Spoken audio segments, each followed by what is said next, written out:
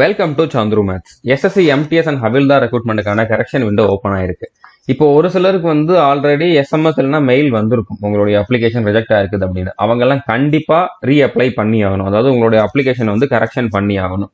அதுக்கப்புறம் ஒரு சிலர் வந்து அப்ளை பண்றப்ப மிஸ்டேக் பண்ணிருப்பீங்க, அது உங்களுக்கு பின்னால்தான் தெரிஞ்சிருக்கும். நான் வந்து நேம்ல இந்த மாதிரி ஸ்பெல்லிங் மிஸ்டேக் பண்ணியிருக்கேன், அதுக்கப்புறம் இந்த மாதிரி என்னோட கேட்டகரியை தப்பா சூஸ் பண்ணிருக்கேன், இல்லைன்னா ப்ரிஃபரன்ஸ் தப்பா கொடுத்துருக்கேன். அந்த மாதிரி ஏதாச்சும் ஒரு ரீசனுக்காக நீங்க திருப்பி இதை வந்து எடிட் பண்ணணும் அப்படின்னு நினைச்சீங்க அப்படின்னா நீங்களுமே வந்து இப்போ வந்து பண்ணிக்கலாம். ஓகே, ஸோ இதை வந்து நீங்க எப்படி செக் பண்ணணும், உங்களோட அப்ளிகேஷன் கரெக்டா இருக்குதா இல்லையாங்கிறத எப்படி செக் பண்ணணும், அதுக்கப்புறம் நீங்க எந்த மாதிரி கரெக்ஷன் பண்ணணும் அப்படிங்கிறத பார்க்க போறோம். அதுக்கப்புறம் நேற்று வந்து பாத்தீங்கன்னா எஸ்எஸ்சில இருந்து ஒரு அப்டேட் கொடுத்திருந்தாங்க, அதாவது ஒரு சில இன்ஸ்ட்ரக்ஷன் கொடுத்திருந்தாங்க. நிறைய பேருக்கு வந்து சிக்னேச்சர் அதுக்கப்புறம் போட்டோவால தான் அப்ளிகேஷன் ரிஜெக்ட் ஆகுது.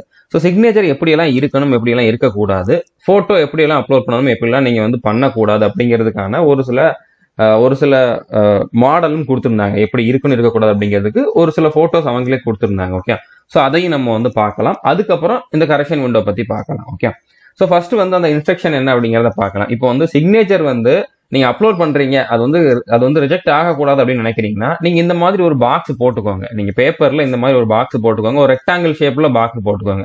இவ்வளவு லென்த் இருக்கணும், இவ்வளவு விட்த் இருக்கணும் அப்படிங்கிற மாதிரி நீங்க மெஷர் பண்ணிலாம் போட வேண்டாம், அப்ராக்சிமேட்டா போட்டுக்கலாம்.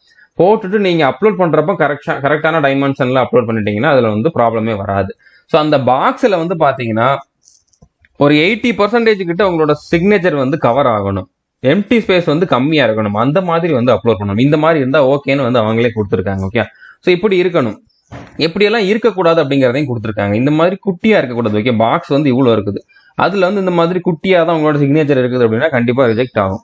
ஒரு சிலருக்கு வந்து பாத்தீங்கன்னா 90 டிகிரி ரொட்டேட் ஆகிருக்கும், இப்படியும் இருக்கக்கூடாது. ஓகே, ஒரு கார்னர்ல இருக்கிறது அந்த மாதிரி இருக்கக்கூடாது. ஸோ இப்படி எல்லாம் இருக்கக்கூடாது அப்படிங்கறத வந்து சொல்லியிருக்காங்க.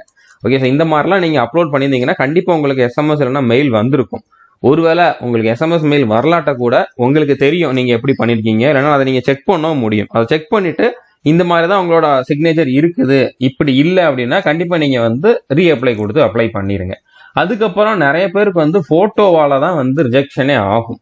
ஸோ போட்டோவால ரிஜெக்ஷன் ஆகிறதுக்கான காரணங்கள் என்ன அப்படின்னு பாத்தீங்கன்னா, பிளைன் பேக்ரவுண்ட்ல வந்து போட்டோ இருக்கணும். ஒயிட் கலர் பேக்ரவுண்ட் தான் அப்படிங்கிற மாதிரி அவசியம் இல்லை, பிளைனா இருக்கணும். ஓகே, நீங்க வந்து பின்னால பேக்ரவுண்ட்ல ஏதோ மரம் இருக்குது, இல்லைன்னா வேற ஏதாச்சும் பொருள் இருக்குது, அந்த மாதிரி இருந்துச்சு அப்படின்னாலுமே ரிஜெக்ஷன் ஆகிறதுக்கு வாய்ப்பு இருக்குது. ஒரு சுவர் இருக்கலாம், இல்லைன்னா ஏதாச்சும் ஒரு துணியை வச்சு கூட நீங்க வந்து ஒரு பிளைன் பேக்ரவுண்ட் மாதிரி காட்டியிருக்கலாம், ஸ்டுடியோல காட்டுற மாதிரி. ஸோ அந்த மாதிரி இருந்தா ஓகே. வேற மாதிரி இருக்குது அப்படின்னா ரிஜெக்ஷன் ஆகிறதுக்கான வாய்ப்புகள் அதிகம். அதுக்கப்புறம் தொப்பி போட்டு, அதாவது கேப் போட்டிருக்கிற மாதிரி போட்டோ வந்து அப்லோட் பண்றது, ஷர்ட் இல்லாமலே வந்து அப்லோட் பண்றது, அதுக்கப்புறம் கரெக்டான பிரைட்னஸ் இல்லாம, கரெக்டான லைட்டிங் இல்லாத இடத்துல வந்து நீங்க வந்து போட்டோ எடுத்து அப்லோட் பண்ணிருக்கிறது, பிளர்ரா இருக்கக்கூடிய போட்டோ, அதுக்கப்புறம் கண்ணாடி போட்டிருக்கக்கூடிய போட்டோ அப்லோட் பண்ணாலும் ரிஜெக்ட் ஆகும். ஓகே, ஸ்பெக்ஸ் போட்டிருக்கலாம், நீங்க எக்ஸாமுக்கெல்லாம் ஸ்பெக்ஸ் போட்டிருக்கிறவங்க எலிஜிபிள் தான். ஆனா நீங்க அப்லோட் பண்ற போட்டோல வந்து ஸ்பெக்ஸ் போட்டிருந்தீங்க அப்படின்னா அதனாலயுமே வந்து நிறைய பேருக்கு அப்ளிகேஷன் ரிஜெக்ட் ஆயிருக்குது. ஓகே, ஸோ புரிஞ்சிருக்குன்னு நினைக்கிறேன். ஸோ எப்படி எல்லாம் இருக்கலாம் அப்படிங்கறத கொடுத்துருக்காங்க. இந்த போட்டோ ஓகே, இந்த போட்டோ வந்து லைவ் போட்டோ எடுக்கிறப்போ அது செல்ஃபி மாதிரி தான் வரும். ஆனா அதுலயுமே வந்து பாத்தீங்கன்னா பாஸ்போர்ட் சைஸ்ல வர்ற மாதிரி இருக்கணும். ஓகே, இதுலயுமே உங்களுக்கு வந்து இந்த பாக்ஸ்ல முடிஞ்ச அளவு உங்களோட ஃபேஸ் வந்து கவர் ஆகணும். ஃபேஸை மட்டும் எடுக்கக்கூடாது. ஓகே, முடிஞ்ச அளவு வந்து செஸ்ட் வரைக்கும் வந்து நீங்க எடுத்துக்கலாம். ஓகே, அட்லீஸ்ட் இவ்வளவு தூரமாச்சும் வர்ற மாதிரி வந்து போட்டோ எடுத்துருங்க. ஓகே, அதுக்கப்புறம் உங்களுடைய 2 காதும் தெரியுதா அப்படிங்கிற மாதிரி பாத்துக்கோங்க.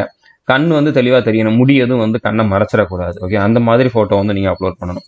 இப்போ இந்த போட்டோல வந்து பாத்தீங்கன்னா பின்னால பேக்ரவுண்ட் பிளைனா இல்ல, பின்னால வந்து வேற பொருள் எல்லாம் தெரியுது. அதுக்கப்புறம் இதை வந்து அவரு கரெக்டா நேரம் வச்சு எடுக்கல. ஓகே, அதனால இதை வந்து ரிஜெக்ட் பண்ணிடுவாங்க.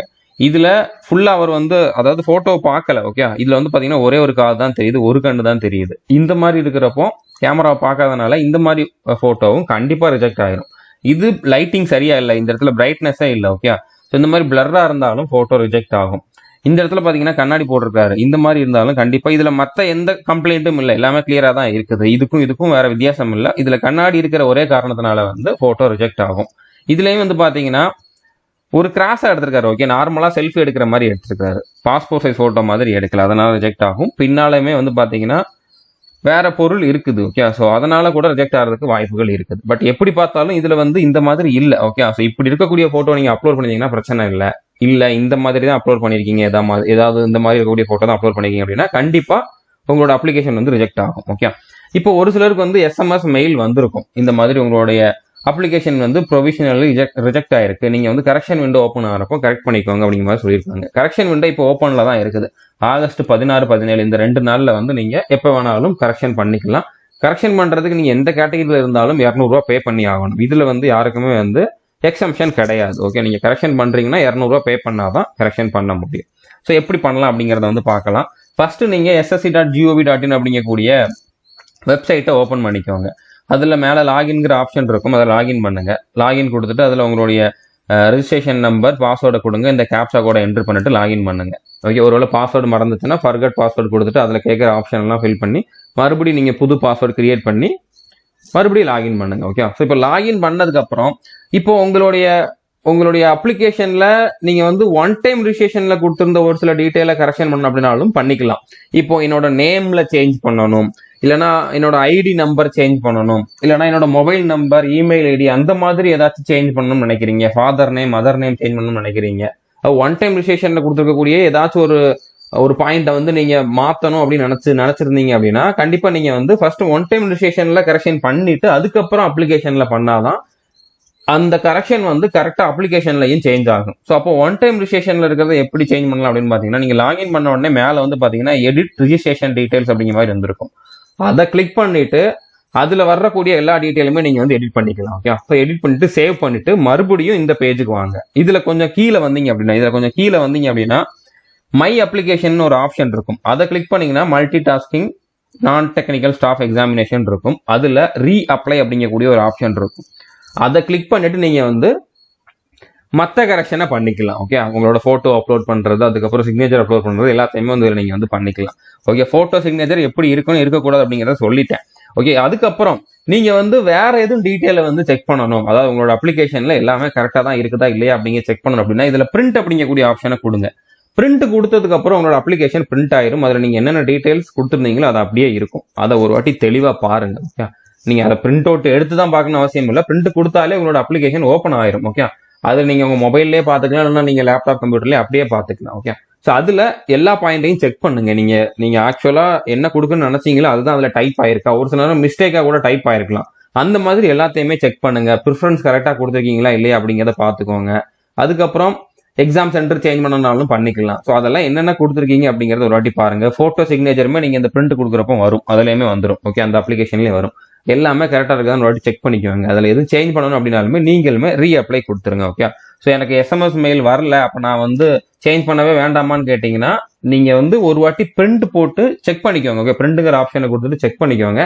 அதுல எதுவும் சேஞ்ச் பண்ண வேண்டியது இருக்குது அப்படின்னா நீங்க தான் பண்ணணும். அதுக்கு உங்களுக்கு எஸ்எம்எஸ் மெயில அனுப்ப மாட்டாங்க. ஓகே, ஸோ இப்போ ரீ அப்ளை கொடுத்ததுக்கு அப்புறம் இந்த மாதிரி ஒரு சிலதெல்லாம் வந்து எடிட் பண்ற மாதிரி வராது. Name, mother name, date of birth எல்லாம் எடிட் பண்ற மாதிரி வராது. இதுதான் வந்து ஒன் டைம் ரிஜிஸ்ட்ரேஷன்ல நீங்க கொடுத்தது. அதை எடிட் பண்றதுக்கு தான் நான் இந்த இடத்துல எடிட் ரிஜிஸ்ட்ரேஷன் டீடைல் கொடுத்து பண்ணணும் அப்படிங்கறத சொல்லியிருந்தேன். அது போக இந்த எக்ஸாமுக்கு நீங்க கொடுத்திருந்த ஒரு சில டீடைல்ஸ் இருக்கும், அதெல்லாம் வந்து நீங்க இதுல கீழே போய் எடிட் பண்ணிக்கலாம். ஸோ அதை எப்படி பண்ணலாம் அப்படின்னு பாத்தீங்கன்னா, புதுசா நீங்க அப்ளை பண்ற மாதிரி தான். நீங்க ஒரு பாயிண்ட மட்டும் எடிட் பண்ணணும், அதை மட்டும் பண்ணலாமான்னு கேட்டீங்கன்னா அப்படி வராது. திரும்ப எல்லா பாயிண்ட்டுமே வரும். நீங்க எல்லாத்தையுமே மறுபடியும் அப்ளை பண்ற மாதிரி ஒரு ப்ராசஸ் வந்து பண்ணணும். அப்படி பண்ணாதான் வந்து எடிட் ஆகும். ஓகே, எல்லாமே வந்து கரெக்ஷன் ஆகும். ஸோ கரெக்ஷன் பண்றதுக்கு நீங்க வந்து இந்த வீடியோ பாத்துருங்க. ஓகே, ஹவு டு அப்ளைங்கிற வீடியோ இருக்குது இல்ல, இந்த வீடியோ ஃபர்ஸ்ட் நீங்க பாருங்க. ஓகே, நீங்க பிரிண்ட் அப்ளிகேஷன் பிரிண்ட் அப்படிங்கிறத கொடுத்துட்டு உங்க அப்ளிகேஷனை ஓப்பன் பண்ணி வச்சுக்கோங்க. அதுக்கப்புறம் ஹவு டு அப்ளை இந்த வீடியோவையும் ஓப்பன் பண்ணுங்க. ஓகே, பிளேலிஸ்ட்ல இருக்குது, SSC MTS 2024 அப்படிங்கக்கூடிய பிளேலிஸ்ட்ல இருக்குது. இந்த வீடியோ பாருங்க. ஓகே, இதுல ஃபர்ஸ்ட் 2 வீடியோ தேவையில்லை, இந்த வீடியோ பாருங்க. ஃபர்ஸ்ட் வீடியோமே இந்த 2வது வீடியோமே பார்க்கணும்னா பாத்துக்கலாம். ஒன் டைம் ரிஜிஸ்ட்ரேஷன்ல எப்படி பண்ணணும்ங்கிறத சொல்லியிருப்பேன். அதுல எதுவும் பாயிண்ட் நீங்க மிஸ் பண்ணியிருந்தீங்கன்னா, எதுவும் தப்பா பண்ணியிருந்தீங்க அப்படின்னா கூட அதை நீங்க வந்து கரெக்ஷன் பண்ணிக்கலாம். அதனால இந்த 2 வீடியோவும் பாத்துருங்க. 2 வீடியோ பார்த்துட்டு இந்த 2 வீடியோல நான் என்ன சொன்னனோ அதே மாதிரி தான் உங்களோட அப்ளிகேஷன் இருக்குதா அப்படிங்கிறத செக் பண்ணிக்கோங்க. அதுக்கப்புறம் கண்டிப்பா உங்களுக்கு வந்து SMS இமெயில் வந்திருக்குதுன்னா நீங்க ரீ அப்ளை பண்ணியே தான் ஆகணும். அப்படி ரீ அப்ளை பண்றதுக்குமே நீங்க இந்த ஹவு டு அப்ளை அப்படிங்கக்கூடிய வீடியோவை பாத்துருங்க. ஓகே, ஸோ இதுல வேற எந்த சேஞ்சுமே கிடையாது. இதே ப்ராசஸ் தான் நீங்க திருப்பி பண்ண போறீங்க. அதனால நான் திரும்ப இன்னொரு வீடியோ கொடுக்கல. ஸோ இந்த வீடியோ பார்த்துட்டு நீங்க திரும்பி அப்ளை பண்ணிருங்க. அப்ளிகேஷன் ஃபீஸ் மட்டும் 200 ரூபாய் எல்லாருமே பே பண்ற மாதிரி இருக்கும். அது மட்டும் தான் வித்தியாசம். அதுக்கப்புறம் நான் வந்து சிக்னேச்சர் கரெக்டா தான் அவங்க சொன்ன ஃபார்மேட்ல தான் வச்சிருக்கேன், சொன்ன டைமென்ஷன்ல தான் வச்சிருக்கேன். ஆனாலும் அப்லோட் ஆகல அப்படின்னா நீங்க இந்த வீடியோ பாருங்க. சிக்னேச்சர் ப்ராப்ளம்க்கு வந்து நான் ஆல்ரெடி முன்னாலே வீடியோ போட்டிருக்கேன். இந்த வீடியோ பார்த்து நீங்க வந்து அப்லோட் பண்ணிடலாம். அதே மாதிரி போட்டோ வந்து எனக்கு இதுல அப்லோட் ஆகவே இல்லை அப்படின்னா நீங்க இந்த வீடியோ பாருங்க. ஓகே, ஸோ எல்லாமே ஒரே பிளேலிஸ்ட்ல தான் இருக்குது. ஸோ இதை நீங்கள் வந்து பார்த்துருங்க. அதுக்கப்புறம் இந்த வீடியோ முடிஞ்சா பார்த்துருங்க, என்னென்ன டாக்குமெண்ட்ஸ் இருக்கணும் அப்படின்னு சொல்லியிருக்கேன். இதில் ஒரு சில ப்ராப்ளமால வந்து ஒரு சிலருக்கு வந்து டாக்குமெண்ட் வெரிஃபிகேஷன் அப்போ அவங்களுடைய கேண்டிடேச்சர் வந்து ரிஜெக்ட் ஆயிருக்கும். அதை பற்றியும் சொல்லியிருப்போம். ஓகே, நேம் வந்து எப்படி இருக்கணும், ஃபாதர் நேம் அந்த மாதிரி எல்லாமே எப்படி இருக்கணும் அப்படிங்கிறதையும் சொல்லியிருப்பேன். அதனால நீங்கள் இதையும் பார்க்கணும்னா பார்த்துருங்க. ஓகே, முடிஞ்சளவு இந்த பிளேலிஸ்ட் இருக்கக்கூடிய எல்லா வீடியோஸையும் பார்த்துருங்க. இதில் உங்களுக்கான டெஸ்ட் சீரிஸும் ப்ரொவைட் பண்ணியிருக்கேன்.